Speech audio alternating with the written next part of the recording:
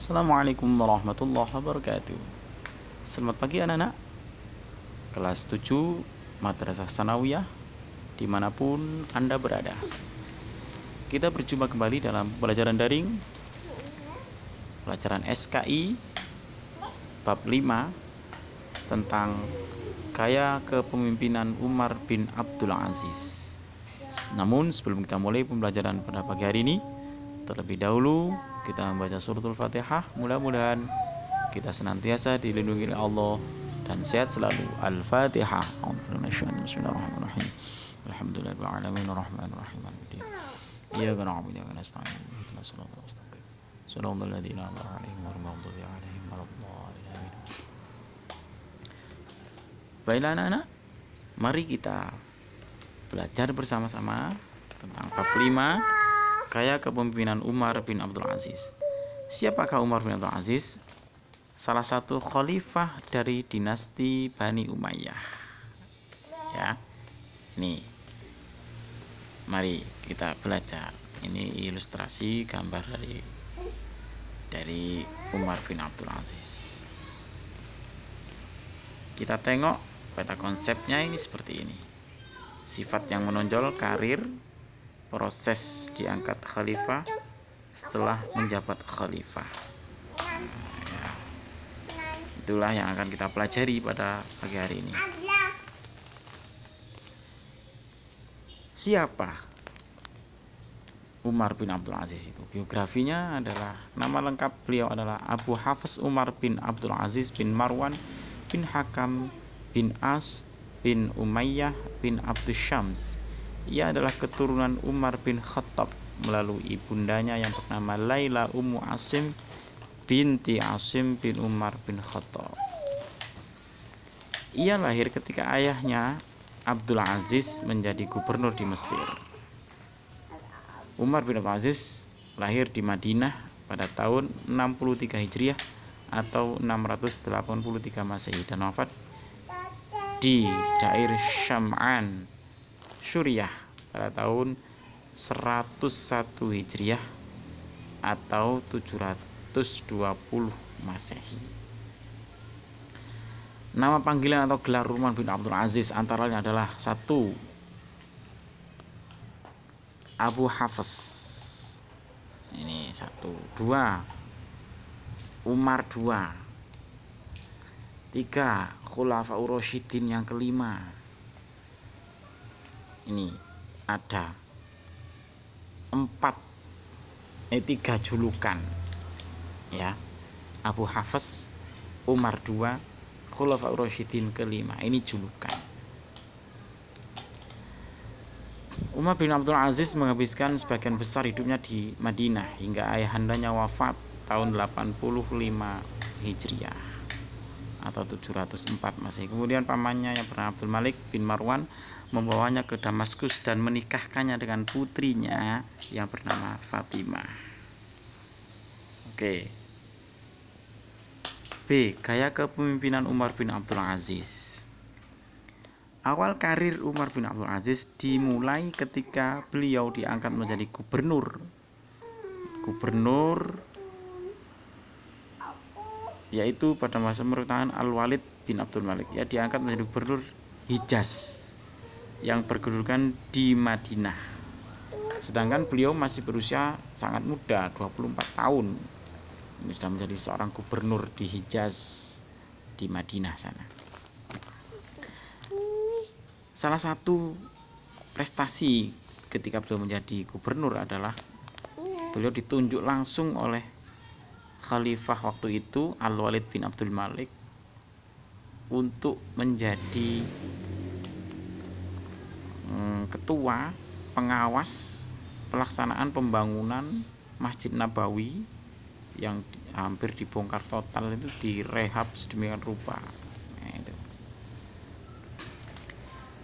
Kemudian setelah menjadi gubernur, tidak beberapa lama ia terkenal sebagai gubernur yang adil dan bijaksana, mengutamakan dan memperhatikan kepentingan rakyat, sehingga Khalifah Al-Walid waktu itu, Al-Walid bin Abdul Malik, memiliki wasiat ketika beliau meninggal, maka yang harus menjadi penerusnya sebagai khalifah atau raja dinasti Umayyah yakni Umar bin Abdul Aziz. Mendengar hal itu ketika Al-Walid bin Abdul Malik benar-benar meninggal dan Umar bin Abdul Aziz mengetahui bahwa dirinya lah yang diwasiati sebagai penerus, sebagai khalifah, beliau mengucapkan innalillahi wa inna ilaihi rajiun. Kenapa? Karena sebenarnya jabatan itu adalah musibah yang besar bagi beliau, amanah yang luar biasa, yang beban berat. Setelah menjadi khalifah ini, beliau meninggalkan cara hidup bermewah-mewahan dan melakukan cara hidupnya sederhana. Umar bin Abdul Aziz mengembalikan semua harta yang ada pada dirinya ke Baitul Mal. Harta benda yang dimilikinya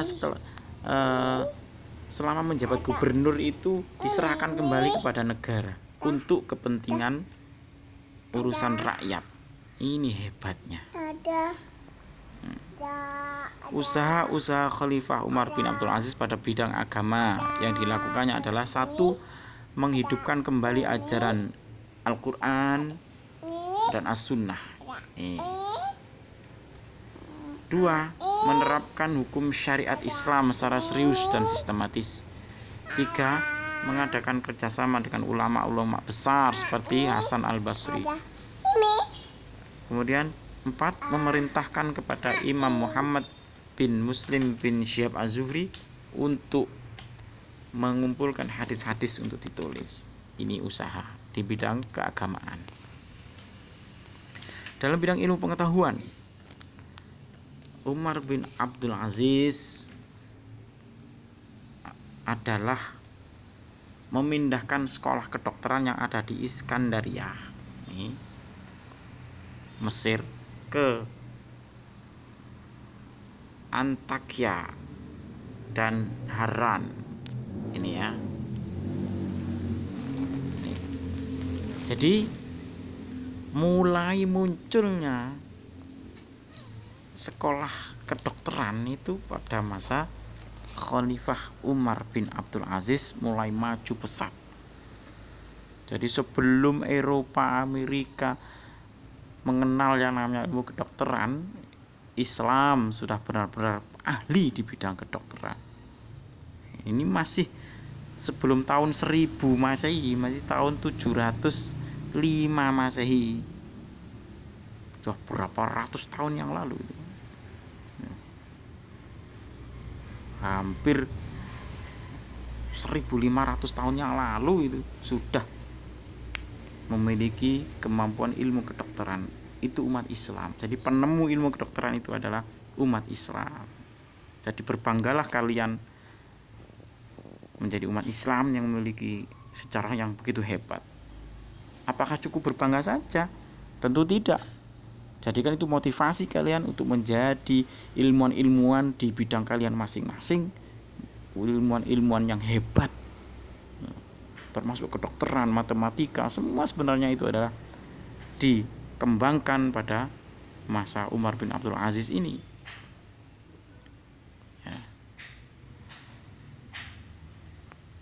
Usaha yang dilakukan dalam bidang ekonomi antara lain mengurangi beban pajak. Mengurangi beban pajak, menghentikan jizyah pajak dari umat Islam, membuat aturan mengenai timbangan, timbangan dan takaran, menghapus sistem kerja paksa, menyediakan tempat penginapan bagi musafir, menyantuni fakir miskin. Yang intinya adalah mensejahterakan rakyatnya secara adil dan merata. Itulah gaya kepemimpinan Umar bin Abdul Aziz. Bagaimana kesalehan Umar bin Abdul Aziz? Soleh. Beliau adalah sosok pribadi yang punya sikap terpuji, akhlaknya berakhlakul karimah, sangat taat kepada Allah Subhanahu wa taala, sangat cinta kepada Nabi kita Muhammad sallallahu alaihi wasallam, sangat menyayangi rakyatnya. Tidak pernah membenci, tidak pernah membebani rakyatnya, adil seadil-adilnya, tidak sombong, tidak suka menghambur-hamburkan uang negara, tidak egois. Bahkan keluarganya pun dididik sedemikian rupa menjadi keluarga pemimpin yang sangat sederhana sekali, tetap taat kepada Allah Subhanahu wa taala. Di bidang politik sangat menghormati siapapun yang bertentangan dengan beliau, tidak pernah menghina atau menghujat orang-orang lawan politiknya yang berusaha bahkan mau membunuh atau menggulingkan kekuasaan Umar bin Abdul Aziz pun tidak pernah beliau berperilaku kejam. Tetap waspada tapi juga tetap cerdas dan lain sebagainya. Itulah kesolehan Umar bin Abdul Aziz. Sangat sederhana, sangat taat kepada Allah Subhanahu wa taala. Betapa terpuji dan indah sekali kepribadian beliau sebagai seorang pemimpin.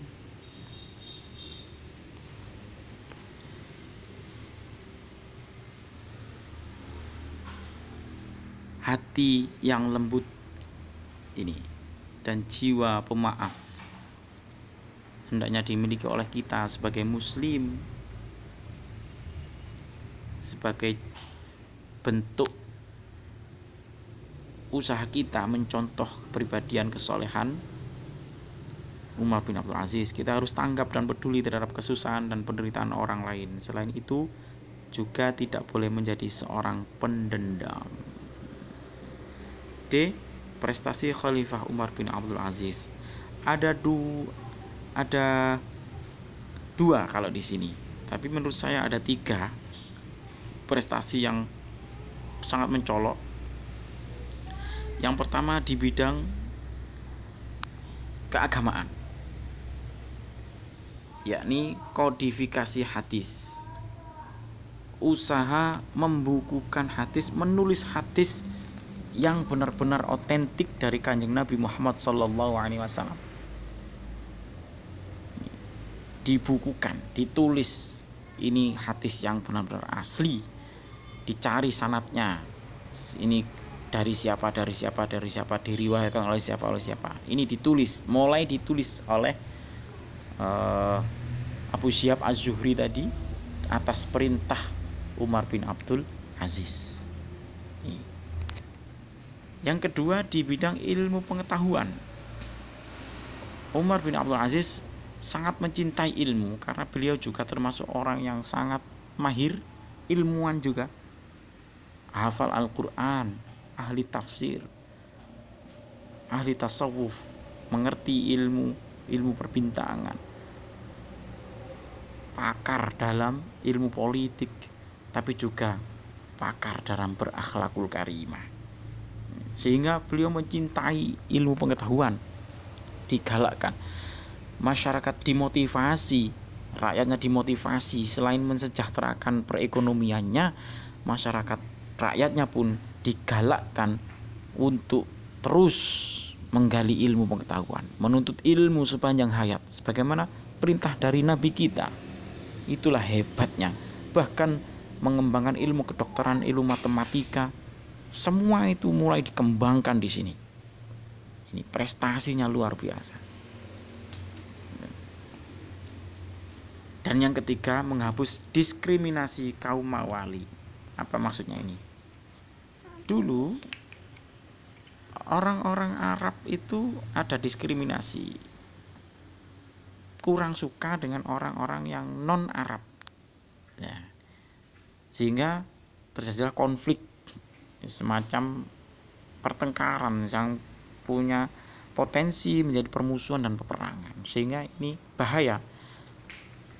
Akhirnya oleh Khalifah Umar bin Abdul Aziz ini dihapus diskriminasi itu, bahwa seluruh rakyat atau umat Islam itu, entah itu asli keturunan Arab atau bukan Arab, semuanya di hadapan Allah adalah sama kedudukannya.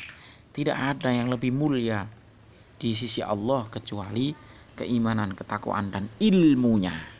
Sekali lagi, keimanan, ketakwaan, dan ilmu itulah yang jadi ukuran bahwa orang itu mulia atau tidak di hadapan Allah Subhanahu wa taala. Itulah kepemimpinan Umar bin Abdul Aziz pada kesempatan kali ini. Mudah-mudahan kita semua bisa meniru perilaku beliau menjadi pemimpin yang amanah, yang bijaksana, adil, merakyat, sederhana, berakhlakul karimah, taat kepada Allah dan cinta kepada Rasulullah. Allahumma amin. Mungkin sampai di sini dulu perjumpaan kita kali ini. Mudah-mudahan Anda paham dan mampu menyerap ilmu dan mempraktekkan di kehidupan yang nyata sehari-hari kita. Ila liqa. Wassalamualaikum warahmatullahi wabarakatuh.